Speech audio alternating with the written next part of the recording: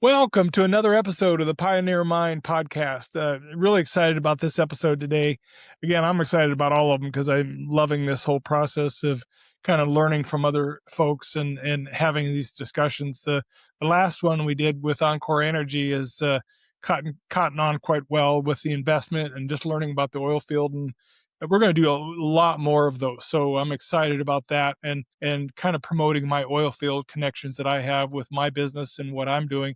But today we have a guest. He's pretty close to me in terms of not far. He's an apple not far from the tree. Dylan Workman is joining us today, and he's here today because he's right in the middle of this mess of being a pioneer. You know, I've talked quite a bit about being a pioneer and having a pioneer mindset, and I feel like it's something that's really been lost in the culture. We've actually just kind of stepped away from people just stepping out and taking risks like no tomorrow with no idea of the outcome and really what's going to happen. I think it's a real weakness in our culture. We're actually getting dumber by the day with AI and all the tools we have to us in terms of connectivity, productivity, whatever it is. It seems like we're going backwards, even though like technology says we're going forward. So it's kind of odd. So, and again, these innovators take something that already exists and make it better. They innovate. They take something they already know and make it better. And that's occurring in the culture quite a bit.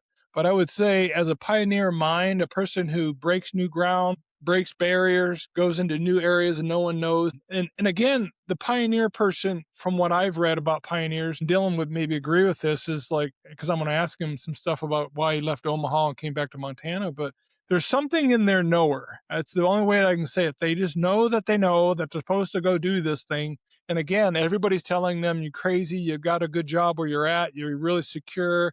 This is maybe your future to have security.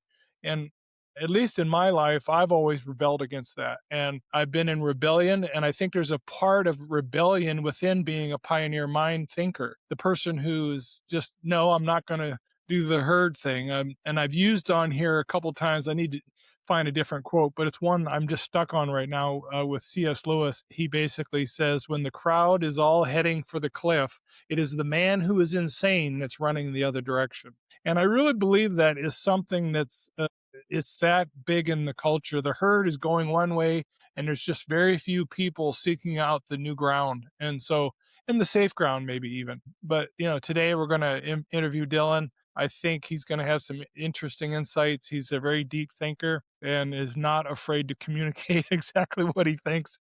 So there'll be no issues there. Just welcome Dylan to the podcast. I'm so glad you came. Again, I want to promote what you're doing. At the end of the day, as we do this podcast, I want people to know you better. I don't want any mysteries about what's driving you. You've got a beautiful family, beautiful wife and kids. You got a lot going on, but you really stepped out in the last few years and left something secure in Omaha, Nebraska. Really, it was secure. I think they liked you there. Am I right? Yeah, I mean the work liked me, but they laid me off. Oh, they did lay you off? Yeah. They laid off the lower 25 on the seniority list, and I was number 24. Okay. And so I was like, heck yeah, because I wanted to go back to Montana really bad. And the day I got a job here in Helena, we were living in some old lady's attic. She was really sweet. She actually gave us her upper room in her attic. And I got a job at Missouri River Contractors. And the day I got the job is the day they called me back. Hey, you want to come back? And I'm like, sorry, I'm already here. Yeah. And I think typically those types of things with like with a company like Ash Grove, is those layoffs are usually temporary to make some sort of accounting change is all they're doing. They don't really care nothing about how many people they have. So anyway, it's interesting that you would step out at that time. But what I want to talk about a little bit is, we had quite a run in Fairfield, Montana. It is a place that I could never have imagined that I would have ended up there. We got there through kind of a tragedy with my brother-in-law, Rob, becoming sick. We moved over to kind of be in the area, be closer to family and, with the girls and Kelly and all that kind of stuff. But Fairfield really became our home. We thought we would just stay there as a family. I'm just talking as a dad. We thought we'd always stay for a few years and head back to the Bitterroot south of Missoula. That was kind of what we thought. We got married down in Darby and Sula. We just always thought that would be home, but it didn't work out that way. So we get over to Fairfield, and it's not the greatest place for an entrepreneur like me that thinks outside the borders, meaning worldwide, Japan, Russia, China, all the things that I'm thinking of. Why would I base myself in Fairfield, Montana?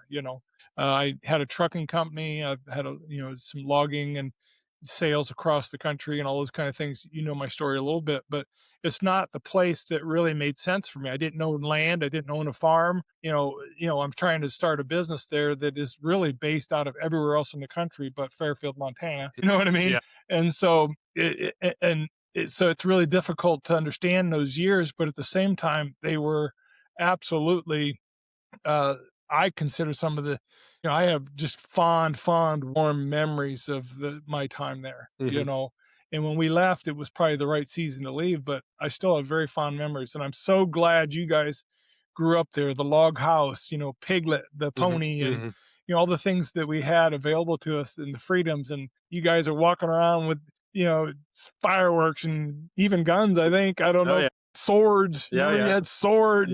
Yeah. Big, huge battle axe swords, Yeah. Bought a Spartan replica sword, and killed fish with it. So how does growing up in Fairfield, and I call it the last best childhood, people might disagree with me in Fairfield or whatever, whoever listens to this, but I don't care. My thinking as a dad, I always say to you guys, it really was the last best free childhood from my memory. Yeah, I would agree with that. To some extent. I mean, everyone's childhood's different, but like I talk with some of my old classmates, people I went to high school with, and they all say the same thing.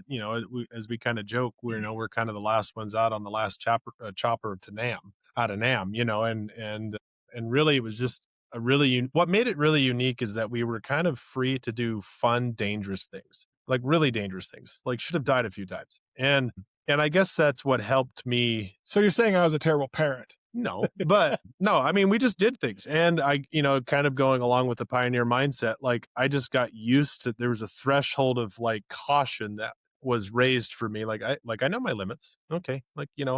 And so as kids, it was good to be tested in that regard, having physical pain, going through things like that. And I don't know. And like you learn caution, especially when things get really spooky. You know what I mean? You're like, okay, we're not doing that again. Right. But like, I just a lot of my stories, I talked to my wife, Becky, about it. And she's just like sitting there in horror. Like, you did that? And it's like, oh yeah, and then she hears it confirmed later from someone else she doesn't know when we're at like a wedding or something like that. She's like, you actually did that?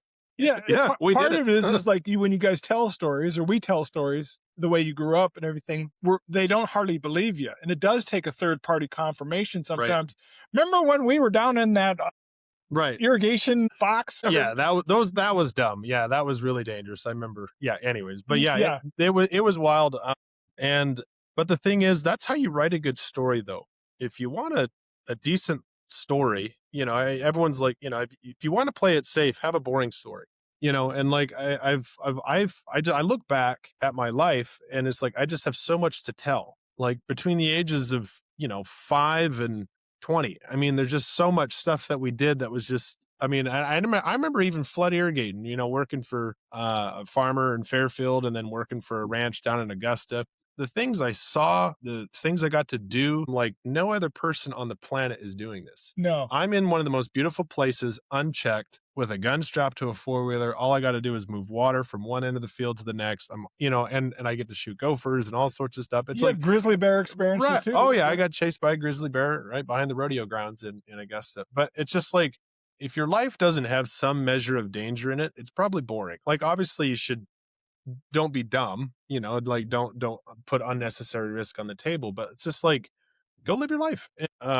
Yeah, I just my childhood, that was very developmental for me. Looking back, I just thought about it right when you were talking about it, but how that threshold of caution, I think that kids, everything is so bubble wrapped. All our kids are constantly safe. Everything is just constantly trying to avoid trauma, toxic relationships. And of course some of that is good, but you don't want to hurt your kids. But at the same point, it's like, let your kids do dangerous things, safely. You know what I mean? That's what Jordan Peterson said, let your kids do dangerous things safely. And I just think our whole childhood was that. Yeah. I mean, we did a lot of dangerous things. It's like, make sure you're wearing an inner tube when you jump in there, or it's just like, I don't know. It's like, we just had a lot of fun. And so I would say that element of danger was really good. And I think another element for you guys' childhood is I certainly wasn't a micromanaging parent in some ways. Mom wasn't either. She totally let you do things that even I was like, what are you doing? But the thing of it is, there was this component of freedom in there, wasn't there? Like, I mean, when you think about it, a lack of control. There was me saying, no, I don't want to see that again. Mhm. Right. But at the same time, I think there was still, you knew you had freedom. Right. Am I right? Yeah. Is I felt like the things that you were restricted were more character driven than they were circumstantial driven. very much You know character what I mean? driven. Yeah. Everyone's trying to control the circumstance so much of their kid, what's going on. And even as a new parent, to me, I find myself doing that, being a very big micro. Don't touch that. Don't, it's like be more restrictive when it comes to things that are going to be more developmental for your child's character. And so those are the things where I felt like, you're like, no, you're not going out. No, you're not doing that. No, I was And I very, remember that would make me really mad. But looking back, I remember Jake and I, my brother and I, when we were talking, I was like, we had really good parents, because I tell you, if they said yes to all the things that we wanted to do, yeah. like we'd be in big trouble. Yeah, and I was very much into character, and maybe too much in some ways, because I just couldn't stand to be lied to or whatever. And I always knew the truth, and I'd stand there and just be staring at you while you guys fibbed, but I Mm, already knew what the story was. mm, One of my favorite stories about you is the you would come in, and this is not telling a negative. No one gives a crap anymore about any of this, so mm. you know Yeah. this. But you come in as a freshman, you'd been drinking or something like Mhm. that, and you start confessing to us as parents, and we're on this couch in the living room or some sort of chair, and mom and I are kind of half laughing. We're like, Yeah. because he's confessing to us about this, that he had broken the rules, and and you were really emotional about it. Oh yeah. If you Oh, remember, I felt terrible. Yeah. you were very emotional about it, Yeah. and we're kind of laughing in his face, just to be truthful. And then finally, I think we got down to the point of, you were in football at the time, and I said, well, we got to go in the morning and take care of that. And you're like, well, what do you mean? I said, well, we got to go take care of that. We signed a little blue form, right? Mhm. And you're like, well, they don't know. And I said, well, we know. And you were like, you did. Yeah. And Yeah. so we pull up in the morning, and what did I make you do? Yeah. I think we went to Meyer's office first, and then we went to, I think we went to Mike Johnson as well, and a couple other people too I talked to and confessed that to. And But you went in by yourself and took care of it. yeah, Yeah. yeah, So, that was pretty hard, but yeah. it's better that than being known for being a liar. I mean, it all comes out, everyone, and I remember even one of our coaches who's like, hey, as a freshman, that showed a lot of character doing that. No. And because, it didn't just take me out, it took two other guys out as well. Yeah. You know what I mean? And that really hurt them as well. And in And some so, ways, I can feel bad about that, but I knew that we needed to do what was right for our family, and, right, and I wasn't going to budge on that. And again, we were kind of laughing about it, because we don't necessarily truly, we don't care about drinking or alcohol. I mean, to us, it's a lemonade, it's an iced tea, it's a beer, it's a right, beverage, right? right. So we're not sitting there into some sort of abstinence thing, but we did sign the thing of a death sentence, that if you go do this, these are the rules you're playing under, Right. and that's what we were operating from. And again, you were funny as you confessed, but the thing of it is, I still say that was way better than you playing and getting away with it. Oh yeah. No, it was a good thing that happened, and it was a wake up call. And I think it really what made me feel bad is that I knew you guys already had a positive reputation in town, and I felt like I maybe not. We probably did. I don't know. I don't know. But like I that's what I felt like, oh man, I just made my family look like total ding dongs. Right. And so that's where I felt. And then I also hurt the other two players as well. They got kicked off as well. Right. And so that kind of that caused a lot of hurt. You never just affect yourself, you affect At the those. time, you think that's a big deal, but as time passes, you realize, man, that is super small. Yeah. Yeah. And so it doesn't matter. But, character drives everything, So you go through this whole experience, and football was an amazing experience. School was. The teachers are amazing. I can remember when you were starting school, kindergarten in Fairfield, what was the teacher's name that came out and rode the bus with you because you were afraid to get on the bus? I forgot her name. So terrible. She would drive out to our house and get on the bus with you. I'm like, what in the world happens? What community does Yeah. this for the kids? No. So again, you had the last best childhood, and but I do believe there was a lot of character development there that has carried you through even till now, in my opinion. So you go down to Omaha and you hook up. How'd you get that position down there? Is that through Jacob or was that through? Well, so I moved down there because I was going to stay for 3 months with Jacob, and so I stayed for 3 months, turned into 3.5 years. Right. Because he's like, hey, I bought a house.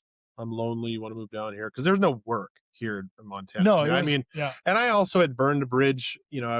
So I graduated college at Montana Tech, went to work for a steel fabrication company, a big one, here in Great Falls. The pay was terrible. The work environment was terrible. The whole mindset was just awful. And I was like, 6 months in, I was like, I'm not working. It was like working with pirates. It But was don't you just think that's a seed planted for I don't want to work for anybody? right. Well, it was just so manipulative, the micromanaging and the manipulation, and also the constant fear of what everyone thinks. I mean, as a welder, that's the one thing that drives me nuts about welding is that there is an ego that comes with it. Same with knife making. There is an ego that comes with it, and you are terrified of being compared to.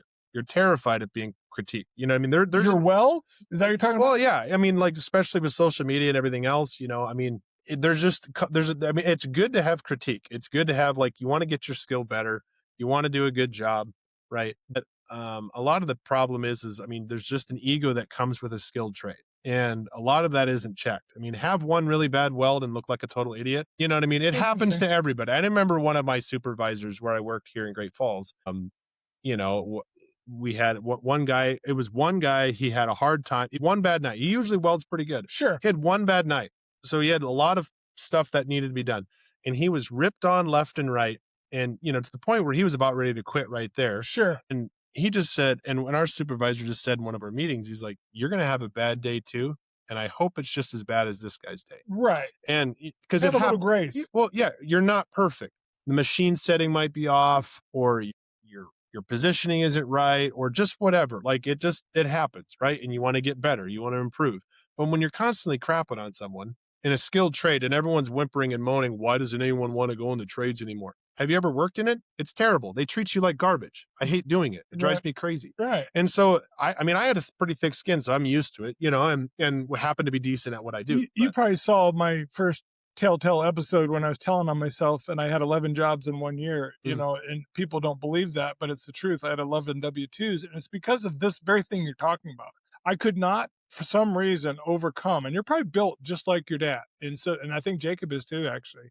We're just not going to tolerate a whole lot of, disrespect. Because and especially like if we're treated with respect, even if we're not getting paid well, I'm going for it. I'm gonna work my little butt off. Right. But disrespect is really a high, it's a seed planted in you, right, as you head to Omaha, mm-hmm. And you're learning things down there, for the whole journey of getting back to Montana. Don't you think that's true? Yeah, and for even clarification, like I'm not a people pleaser in the sense of like I'm not after affirmation. Like people are like, oh, you need to make sure you're affirming your employees or whatever. Like I'm not asking for your affirmation.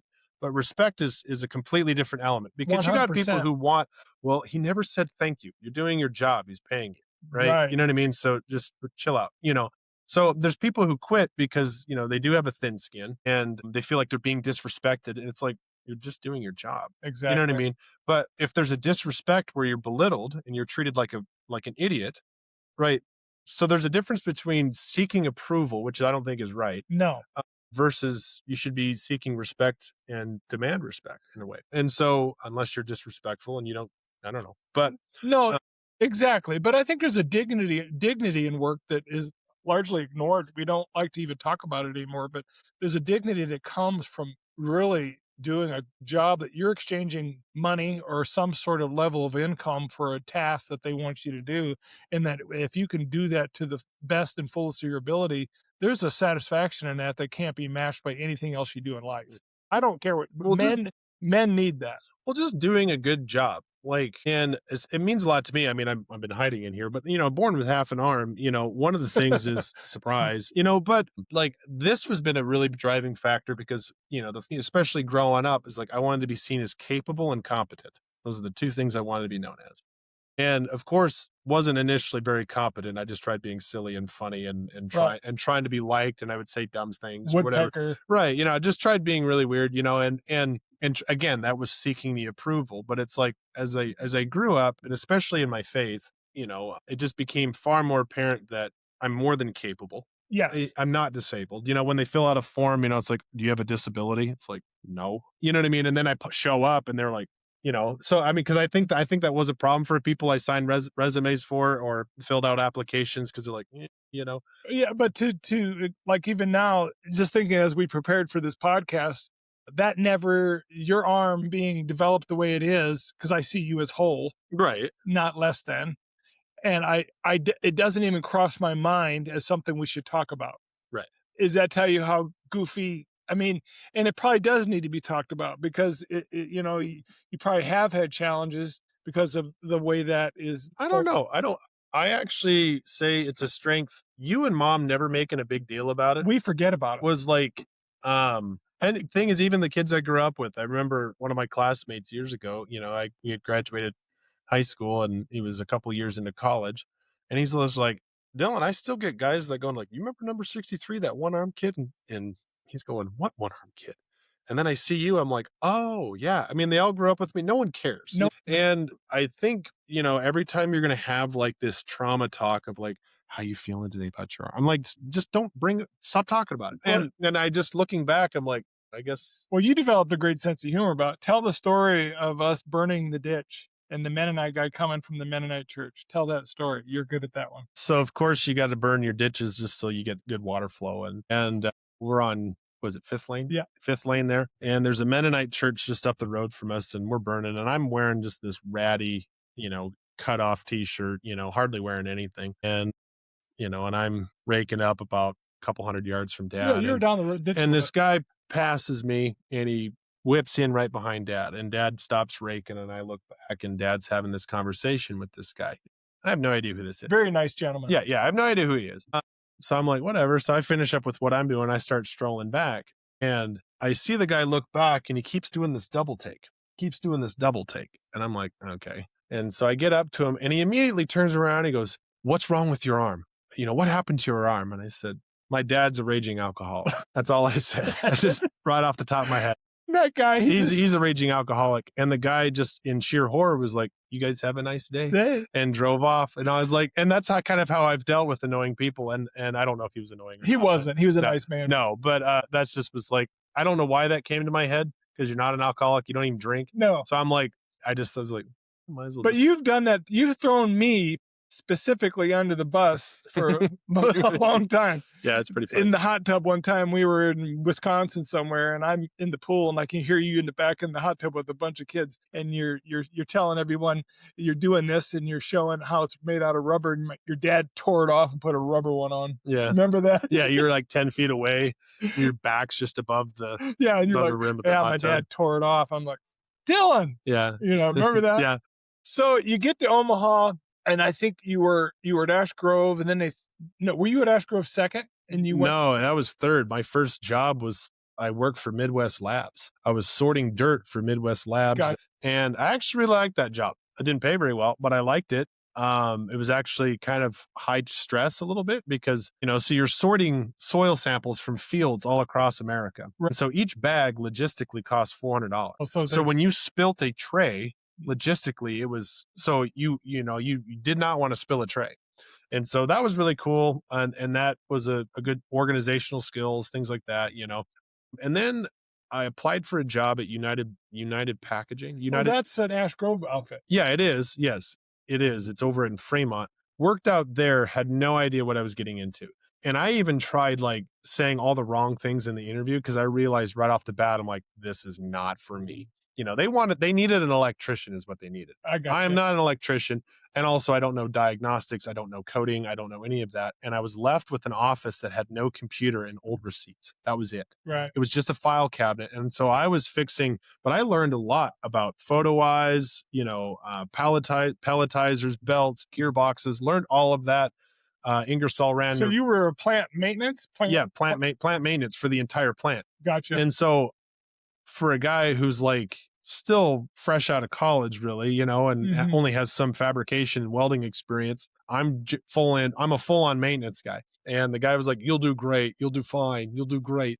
And my first day there, Sid, he was retiring. He goes, you have 8 days with me. You need 2 years. And I was like, and he once he left, he's like, good luck. Yeah. And there was a few times where it was so stressful, the plant was shut down because I couldn't figure out a bagger. It was an IO card or something that wasn't reading right in the bagger. And so I'm like, I don't know what to do. So I'm trying to call Sid, but Sid's out fishing, So I mean, like, what do I do? And so the whole plant's down because there's nothing being bagged. So nothing's operating. Right. And so it So was production's down. right. Yes. Because of me. And this was like 2 months in.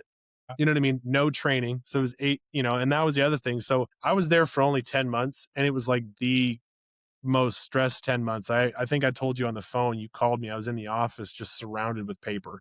There's all these receipts. I'm trying to find out, when did he order from Motion Industries, this belt or that? And I think I told you and dad, and you were like, so how you liking your job? And I said, like, I'm essentially a monkey with a handgun. That's all I am. Just running around. It was just the worst experience. But I learned a ton. Like the wealth of knowledge I got there I mean, it just set me up really well when I transitioned over to Ash Grove Cement. It was a transfer, so to speak. So I transferred over and I started out in the yard maintenance there and then bid it onto a welding night shift job. So Nice. yeah. Yeah. But you learned a lot at those places. Yeah, what I loved about Ash Grove is the training. Yeah. You learn everything. I mean, like, especially what I like about it is that you start out in the yard. You don't start out what you want. I wanted to be a welder. Well, they start you out in the yard, so you learn, how to unload rail cars. You're driving loaders, big loaders too. I mean, you're doing a lot. So you just kind of get well versed in the whole plant once you kind of get to know it. And then when you actually get into the position that you either obviously sometimes you don't even have a choice because if someone's senior leaves, everyone gets bumped. I gotcha. You know what I mean? So if you Yeah. were And that system's difficult to work in union. You union? very union, Yeah. yeah, very union. It just, I don't know how, I mean, I still don't know how you did it actually, in my opinion. But anyway, so you go from there and then you meet this gal, you are going to move back to Montana and you're leaving a pretty good job, right? But you said you're laid off, but I Well, know, there was no guarantee of coming back. I mean, because they had mothballed the quarry, they had closed it. They had turned off both kilns, like they were because when COVID hit, I mean, because but they loved you, didn't they? yeah, but again, as a corporate entity, CRH made of 80,000 employees. They don't care nothing about you. No, they don't. They believe in no debt, which is fine. But like, they would rather get rid of, and I was fine with that. I was itching to come home. Omaha would just rub me wrong. And again, it's not even that the city was bad or this, that, and the other. It's just not the culture that I wanted to be in. Right. And so I wanted to be back home. I just had this really strong love. But I also had to be there for a time because Montana was an idol for me. Sure. And kind of had this arrogant assumption that, oh, yeah, everyone is better in Montana. No, everyone's just as messed up everywhere else. We're just our own flavor of that. We're our own flavor of messed up. And so I had to get checked a little bit. And I think Omaha was a humbling there in that regard. There's a lot I learned in Omaha about myself. A lot of things I didn't like, tried burying. But meeting Becky, my wife there, and just an amazing gal. And then the work experiences I had really set me up from where I'm at today. They did. With what I know. Essentially, I really honestly probably would consider all the work experience I've had so far as university. I mean, it was just like really intense, university. And so when they laid me off and I was like, sweet, I get to go back home. It wasn't just automatic. I didn't just like, oh yeah, let's just move back. We kind of had, we prayed through it. We talked through it. Like, cause I asked her before we even got married, I said, I was like our third date, I've never been on a third date. Did you ask her? Yeah. Or tell her? I asked her. Okay. So I told her actually. I didn't ask her. So cause I've never been on a third date before. Right. Never been on a third date. I'm not for everyone. Are you intense? Oh yeah, very intense. I'm not for everyone, and I get it. And and I totally understand. But by date 3, this gal is still wanting to go out with me. Yeah. And I just said, just so you know, I'm definitely planning on moving back to Montana because she's from Kansas City. Right. And so Kansas City gal, Montana boy. Do you want to go? Because it's two very different cultures. You know what I mean? And I definitely don't want to try to manipulate someone. Like I want you on the same page. And that was the thing that her and I both, that was what I was looking for, is a lot of these gals were like, no, I just kind of want to stay in my suburb or whatever. And that's fine. If you want to do that, it's fine. But, I want to be back home. And so I just threw that out there. I said, what are you thinking on that? She goes, okay. Yeah. I was like, all right. Yeah. And the rest is history. But And I have grace for Becky too, and not to talk about that very much, but just to mention that I always feel like Montanans don't leave Montana well. No. They any of them, almost all of them, they get off and they're like, "What did I do?" And they Mhm. wanna go home. It's very common, right? Mhm. And so a lot of Montanans don't leave well, and I think and that's probably everywhere, meaning what you're used to, what you grew up with, the ice cream shop on the corner, the church, all those things are real, and then when you're leaving that behind and going to do something completely new, it's not easy. Well, I think the element that bothered me was that everything is domesticated elsewhere. Everything, like, there's just nothing wild. Yeah, Everything is, manufactured wild. yeah, You know, every park you go to, everything, it's just like that's what I liked is just like I actually seeing something as it is. yeah, It has not been manicured, it has not been sprayed, cut, trim. It's just like in Montana is really just wild. It right. really is wild. It's starting to become more commercialized and everything else, but I always think of the some of our family members have said they've visited with us and we're out on a trail. I can think of the trail. I can't remember the name of it, but we're out hiking and they're like, and there's cliff sides down to the river bottom and it's pretty steep, dangerously steep. And they said there's no signs. Why is there not a sign there warning you to not go to the edge? They can't believe it. right. You know what I mean? Mhm. Montana just doesn't even think that way. Well, even like when I went up to Arches National Park in Utah, that was the same thing. It'd be a 2,000-foot drop and you got 4-year-olds running around. It's kind of the same thing. Any of these like outdoorsy places with a lot of natural beauty and grandeur, there's a wildness about it. And I would say that was a part that, I just felt like everything, even the noise, I realized like I was very noise sensitive in Omaha. I come out, there's just always this hum. I didn't like it. And even today, I was working out in Fairfield today. It's 5 o'clock in the morning and at the gas station there at Mountain View Co-op, not a sound. Right. I mean, literally not a sound. It just and I remember we had people come out and stay at our house a couple times, and they would say, "It's so quiet. Like, Right. is there no one driving by?" It's like, Right. "Well, no, it's 9 o'clock at night." Right. Like so. It's just that's the one part I would So say. you're in Omaha and so in my opinion, kind of get closer to the Mm, mic a little bit oh, because sorry. it's okay. And talking about this idea of just, I mean, you really kind of took it on the chin the last few years because of what you've Mm, chosen to do. yeah. Becky's been with you right there. Oh yeah. There's no complaints. None. Obviously, as watching you guys and what you're doing and what you're trying to build. But I do feel a momentum building behind you. But the initial time you get to Helena, a starter home is 650K, Right. right? And you chose Helena, which you and I have talked about that. I'm like, why would you Helena? But Hmm. it's okay. You, Hmm. you, you love your church. You're making a community there. You're making a life there. It's actually a great town for kids. It's a Right, great town for families. I right. would say it's very good that way. So We you're like it. exactly. So you found your place, and I'm happy about that. But talk about some of the struggles you've had in developing a fabrication business. I always say it takes 3 to 5 years to start anything, and you got to get introduced to people that are in the know or in the club in Helena. Whether you believe it or not, there's a club that you got to get in on the inside of as a business, and once you're in, you kind of Yeah. you get work. Yeah. And that's kind of what's happening And they now. gotta kinda like you, right? Yeah. So you get in on the club of a town. Every Mhm. town has its own little character, just like Fairfield did.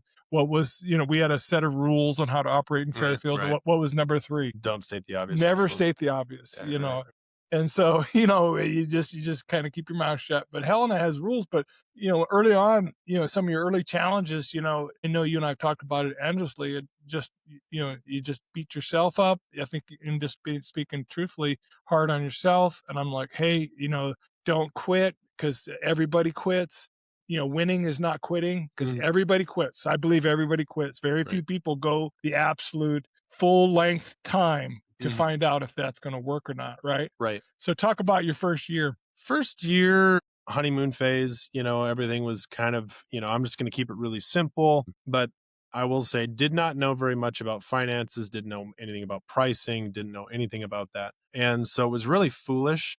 Spent money on things I didn't initially need, and then, of course, didn't know how to charge for them, didn't Sure. know anything about overhead, Sure. didn't know I mean, this is how dumb, I didn't know the difference between revenue and profit. Right. You know what I mean? It's like, oh, we brought in quite a bit. Why do we only have this much? You know, like you're not, again, you're not, I didn't know any of that. You know, Right. now I have Excel spreadsheets, you know, but before it was just kind of all guesswork. And so really ignorant of the finances was one. Um, the marketing side, I feel like I did okay on, you know, because I wanted to be more in person. You know, I didn't want to, you know, spend on Facebook or Instagram ads and stuff. And I had to in some cases, but that didn't really pan out either doing that What's been your best marketing? in person. In person. In Yep. person, Yep. in person and referral. But that took time because, and I remember a lot of guys who started businesses in Helena said the same thing. They said their first 4 years were absolute heck there, Yeah. just because it was like, but once you get into the business click there, It's, everyone knows you it's real. and you actually are reliable and you're not terrible at your job. You Now, if you're terrible at your job, you're over. Tell the truth. Right. Tell the truth. Even if it Right. hurts. Yeah. Yep. And so you just people get used to you, they get to know you, they get to trust you. And then and now I'm starting to get this momentum, but like, and that's on the welding side, the fabrication side. I will say initially, one of the other things realizing too is when I jumped into this business, I didn't really look at the market well enough. Like, is this like, cause I'm trying to be a welder in general. Okay. But if you're going to be in Helena or in Montana, you need to be a very specialized niche in what you do. If you want to try to be a mom and pop store fixing lawnmowers or whatever else, good luck. You know, I didn't really have a specific niche. I'm good at what I do and I'm good at a lot of different things. So I'm just like, might as well capitalize on all of that. You kind of got to be a bit more specific. Who are you going to serve? Like, you know, because there were jobs that I would do that would make me no money. I'm like, but they're wasting. So this is a waste of my time. Sure. So it was really just finding out that a lot of what I was doing was a waste of time. You know, I'm like, okay, that's not a good job to pick. You know what I mean? So then what's left? So you just been rifling down through all of these bad options till you finally get to this is actually helpful because because businesses should help the community. Like you should actually offer a service and get paid for it. That's exactly right. And so if you're of no help, that's what I had to realize about knives too. That was another mental challenge. It's just like you're making fancy men's jewelry. You know, check the ego. You're not making something that's absolutely needed. There are Right. people who like, oh, I need a handcrafted knife. No, you don't. And this probably sounds like a terrible marketing for anyone who's making knives out there, but just check your ego at the door. You're really making things for people that have a hobby or an interest, Right. not a need. Right. Is that what you're saying? Right. Yeah. So it doesn't fulfill a need, and you got to realize it's not recession proof. When money dries up, unless there's unless you're really well known in that top 1% that really want what, you know, they want handcraft, you know, and I would say the knives do, or any type of making or art, that's needed because we need people working with their hands. There's a lot of creativity in that. There's a lot I learned from that because there's a lot I learned from knives that goes into welding as well. Well, to talk about that, it's one of my things that I have in my list about the pioneer person is they have a sense of creativity. They're creating new things. And I always say on this podcast that the pioneer is the start of every story.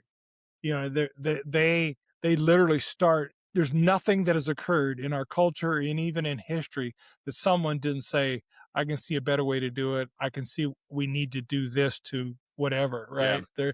They start everything that's new that comes down the pike. And what does that take? That takes creativity. And it's one of my complaints is like, we just can't even think anymore, hardly. It seems like we're not producing that creative person. Right. I mean, you might disagree with that. No, again, like art has its place, right? But at the end of the day, you can't eat it. Okay. You know, I mean, if I'm going to ask, I mean, and I don't get angry at people anymore. I used to take it so personally when people are like, oh, that's expensive, I can't buy that. You know, I'd take that personally. It's like, but put yourself in their shoes. You know what I mean? If you're going to sell a $400 knife and, you know, and you know, you're like, I might as well spend that money on Costco. You know what I mean? Well, those are economic realities in today's world with inflation and what's happened during COVID and all those things. Mhm. Those are real things you're dealing with there. But the truth of it is that in art, like I always tell people when I tell them about your knives, I go, they're literally like pieces of art. They're not, you're afraid to use them.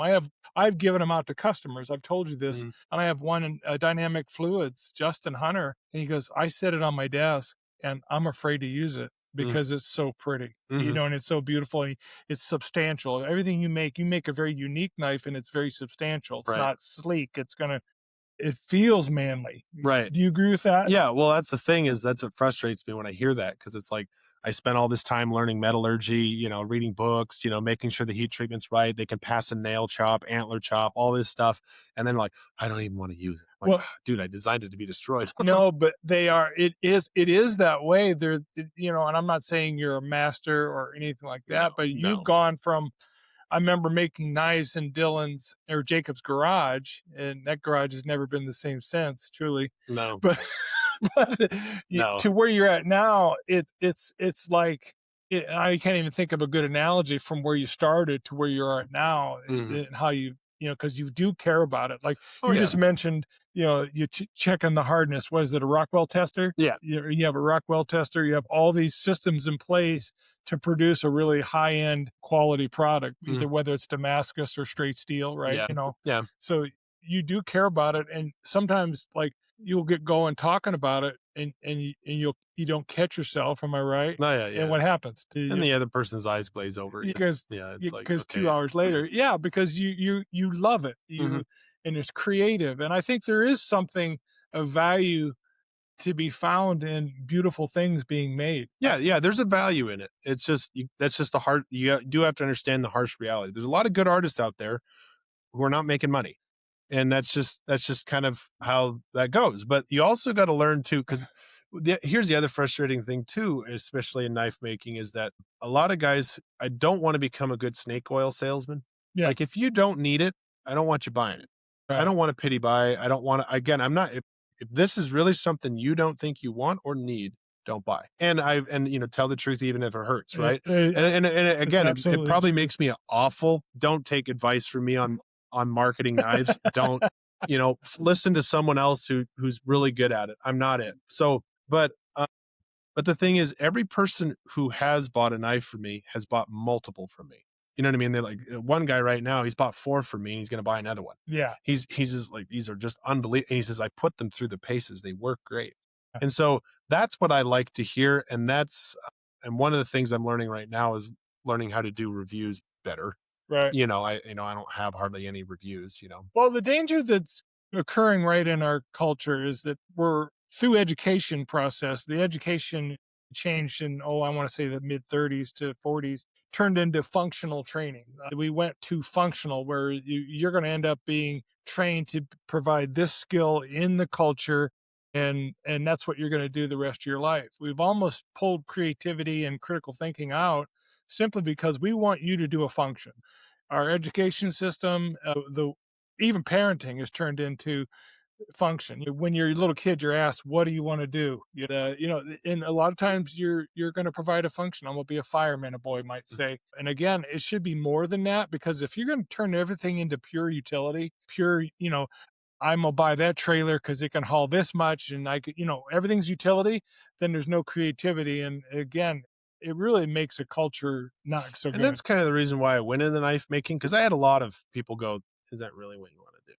I'm Yeah. like, yeah, it is. And really it's my rebellion against the decaying dullness of everything. Again, it's just like I want to be a maker. Yeah. Yeah, I might be shorthanded, but I want to use my hands. I like Yes. making and like creating. And I also just don't like doing what everyone else is doing. And you've talked about that in your first podcast, is like, and it might be a character flaw in me, in the sense of just like I really don't, like they're even in knife making or welding, there's certain things like, well, you can do what they're trying. I'm like, I don't want to do what they're doing. Like, and maybe it is a pride thing of just like, I want to stand out, I want to be different. I don't know, but it's just like, but that's where I struggle with, is like, I just don't want to do what everyone else is doing. Well, I've And maybe told you that's wrong. how I I don't know. make decisions is like if I see the herd going that direction, I literally look, there must be something over there that there, because I'm not a herd follower. I Mhm. never will be. And I'm difficult that way. I'm Mm, right. kindly difficult. Right. I always say that I'm kind about it, but nah, I'm not doing that. And I think you're built the same way. And I think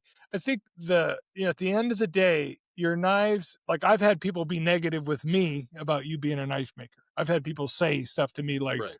why don't you get a real job, or Right. whatever, Right. that Right. kind Right. of thing. And I'm like, nah, I think he's onto something here. And I think not only has it improved over the last 5 to 10 years, right? Right. You just see the quality going through the roof. And what has happened to the value of your knives over that period of time? Quadrupled. Right. Now you're selling things for quadruple or more, Oh yeah. even, Mhm. And also, you stick it out long enough, you're going to meet really good people. You know what I mean? Yes. And I've met some really great customers, and I just got a phone call from a really good customer out of Kalispell.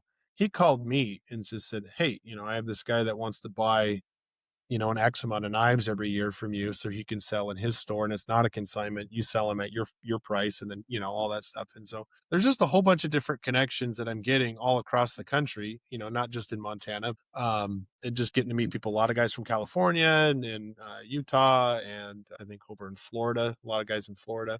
Yeah. And so, no, it's really good. So not quitting is winning, Hmm. and because everybody quits. Right. So you don't quit. You have no you where you've gone in 5 years, you don't know where you're going to be in the next five. Right. You know, and so you got this fabrication side. You're adding a plasma table, which is pretty powerful. My Hmm. goodness, the capabilities of them crazy things. So your shop is full of tools to do a myriad of things. You work on cat case equipment, John Deere buckets, right? Yep. All the things you do is also with the knives, Hmm. right? Yeah. So No, I wanted, when I started my business, I wanted a dual purpose of like, okay, we can make art, but I also want to help the world go around. That's kind of like my selling point, I guess, if I were to have like a catchphrase, like I want to make your world go around. You know what I mean? I want to be in and out of your life. You know what I mean? I can fix your equipment, do it quickly, do it correctly. And some jobs they're out of my capacity. I'm like, I can't, you know what I mean? I don't like I turning don't down. have a crane. Right, right. Well, I can't turn. I don't. Like, I hate to turn down work, but I also don't want to do. If it's going to take me longer because I don't have what I The need. proper thing. Right. Yeah. You know what I mean? It's like this is not really fair to you for me to charge you for this. You know what I mean? So again, that's again telling the truth where it hurts. But yeah, and so I guess So adding the plasma table, what's that gonna? I mean, I know quite a bit about them because I've been learning about them. But where's that going to take you?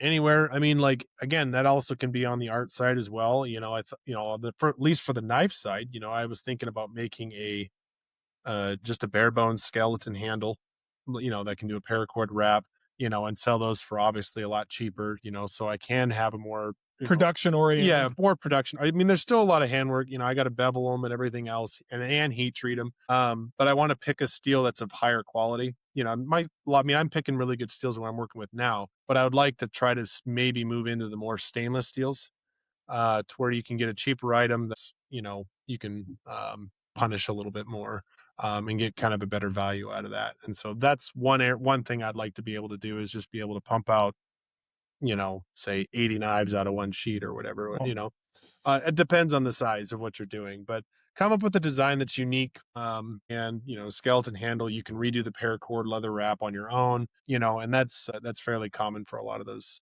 knives are out there. So I'd like to make something that's definitely unique.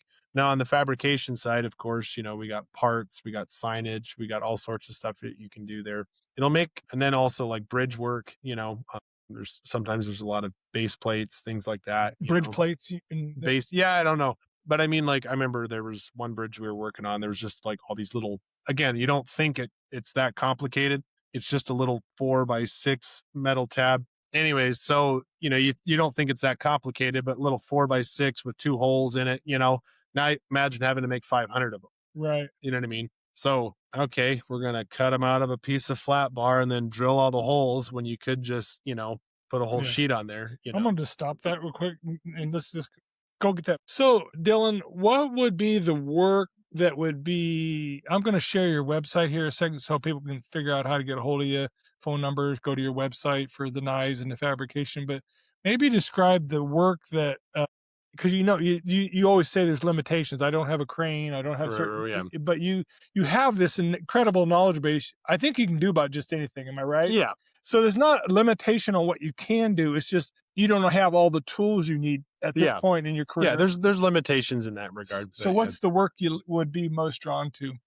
repair, if there's equipment on site, that needs bucket repair. I've done a lot of buckets, done a lot of that, equipment repair. I would say repair. And even today, what I was doing was a lot of structural welding, and that's what I have. My certification is D1.1. So here's the website. Why don't you talk about each one of those? Yeah, so I got The blades. I got the blades, steel fabrication, mobile welding services, and then plasma CNC cutting, which is coming in May. So that's not there yet. And so when we get that going, we'll. So steel fabrication entails taking what, half inch? Anything, just anything. You're literally just taking metal and turning it into something. I always say fabricators are welders with, I Okay, mean, because anyone can weld a bead over and over and over and over and over and over and over and over again.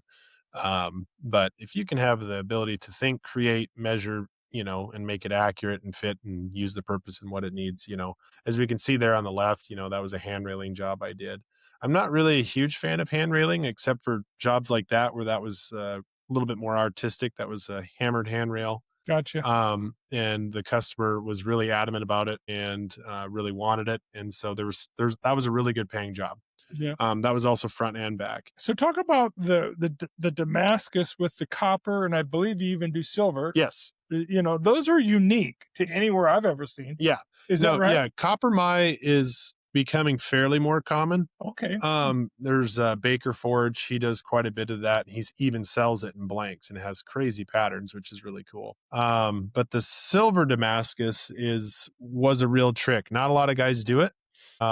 I have to use my heat treat kiln to forge it just because my forge gets too hot and because silver melts at, I think, 1763. You can't forge at those temps. You actually forge at, I think I'm forging the billet at like 1725 max, but you also can't forge. There's a lot of high carbon steels you can't forge at such low temps like that, so I'm using ADCRB2 or I'm using ADCRB2. So I couldn't use, say, 52-100, which has to be, forging at a lot higher temps, so um so again, there's a lot of thought that goes into, like, if you're going to do a special metals forging, laminate steels that way, you got to really be careful what you're mixing and matching with. Not all steels are the same. So So you got to do a lot of research. yeah, initially, and now I just stick with ADCRB2 as the core steel, and then your Damascus billets on the outside that are also ADCRB2 and 15N20.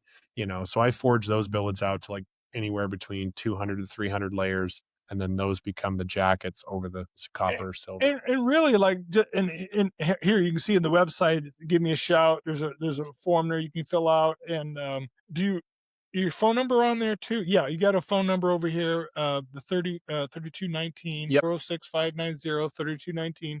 But you can call and just, if you have fabrication needs or anything like that, fill out the form or give them a call. Young man pioneering a new business, and we want to promote that. And and here, I think sharing his story today is pretty interesting in the sense of he's telling it's not been easy, but you are starting to see some momentum, right? Yeah, yeah, no, definitely seeing more momentum. And I was just thinking about it today. Actually, it was the best marketing is do a really good job for the right people. And I mean, there are good customers and there are bad customers, and you got to know how to sniff them out. And you want to be able to serve everyone, as best to your ability. But I think it's really important to, again, I can list off like a handful of people that were the right customer, whether it be in knives or fabrication or repair or whatever it is. They were the ones that gained me connections everywhere else. You know what I Sure. mean? And they were the ones that, they actually paid right up front. You know what I mean? They actually paid me. You know what I mean? A lot of times I have to, it's like pulling teeth, so but again, just always do a really good job no matter what, even no matter who it is, even if the person's a pain or whatever, just do a really good job. You always want to cover your end, and so do a good job for the right person, and yeah. That's good. So Well, just as a dad, just talking, truthfully, is that, I've watched you struggle, and I've not hidden the fact that there's times when I'm pretty, I wouldn't say saddened, but, or emotional, I guess, just frustrated as maybe you are with the journey you've been on the last few years. Mhm. There's times when I'm talking to you that I can tell that you're really just getting your butt kicked. yeah, yeah, And again, it's hard to hear that, but I also know, and I've told you this to your face, there's something in here that you're learning that you got to go through, because if it was easy, everybody would do it, right? right. And Mhm. and there's something in there that you're learning that you can't even put words on it. Right. I tell the story of me when I was working on what I was doing with the oil field from 2009 to 2012. I worked every day, probably 8 to 10 hours a day without an order. Mhm. You know what I mean? Yeah, and And- that's what it's felt like for 3 years for me. Yeah, I mean, But I always say to Kathy, because she didn't trust me necessarily with that because she wasn't sure what I was doing. But I told her, I know that I know. Well, Mhm. how do you know? What do you know that I'm not seeing? Right. And I'm like, I know that I'm on the right track. And there's something in us as men that needs for that to be a reality and be expressed. And I Mhm. feel like, in terms of people developing this pioneer mindset that we've been kind of chatted about a little bit, there's things a lot of men have stepped away from things that they knew they were supposed to do and didn't. And I Mhm. think there's a I think there's a calling with it because there is, you got people jumping into stuff that they obviously are not ready for it or not built for it, and I've had these conversations with myself. It's like, are you built for business? You know what I mean? sure. Because there's, I mean, not everyone should be an entrepreneur. Yeah. I think it's actually really dangerous if you're not an entrepreneur and you're not in that mindset. You're just like, well, I just don't like being around people and I want to make my own hours. Well, good luck with that because your business deals with people and you have all the hours taken from you. You know what I Right. mean? So, No, I hear you. And again, there's so much to learn. Even if I'm turned 60 and you're a reader, I know you're a reader. I believe in reading books. I try to read 50 or more a year on any subject I can find. We need to be lifelong learners about something, creating things. There's all kinds of things here to be talked about, but what you've done in the last 3 or 4 years, and it's been a struggle for your family. I know it has been. We've tried to be a help in the right way. We've talked about that mhm. openly, that there's times when helping can be hurting, Right. and then Right. sometimes not helping is hurting. And then sometimes not helping is helping. Right. I know I just said a mouthful, right? Right. Everyone's like listening to that Mm, going, what the heck he's talking right. about? But the truth of it is that sometimes not helping is helping.